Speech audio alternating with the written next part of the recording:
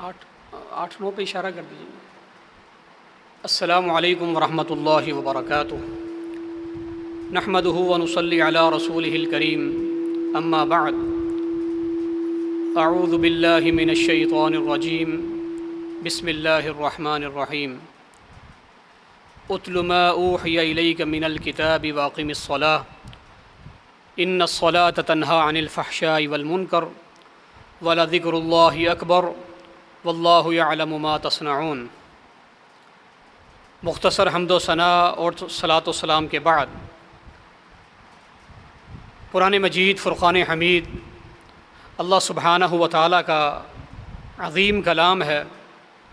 یہ قرآن مجید فرقان حمید اللہ تعالیٰ کی نازل کردہ آخری کتاب ہے۔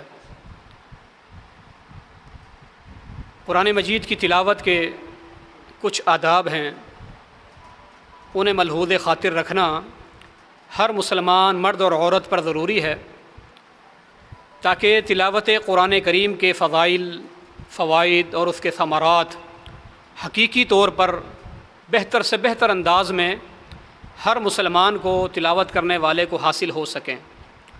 تلاوت قرآن مجید کے جو آداب ہیں، ان آداب کو ملحوظ خاطر رکھنا انتہائی ضروری ہے۔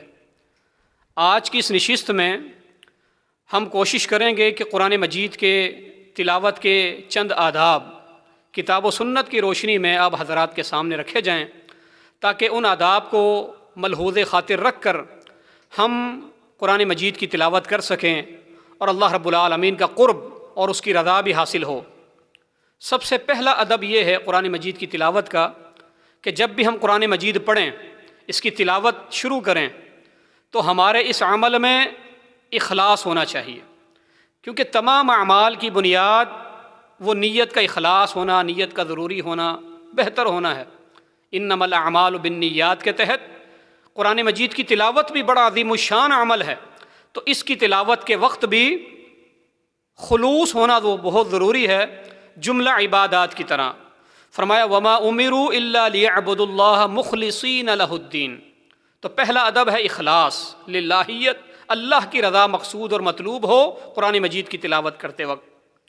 دوسرا ادب یہ ہے کہ جب ہم قرآن مجید کی تلاوت شروع کریں، اس قرآن مجید کو پڑھنا چاہیں، تو ہم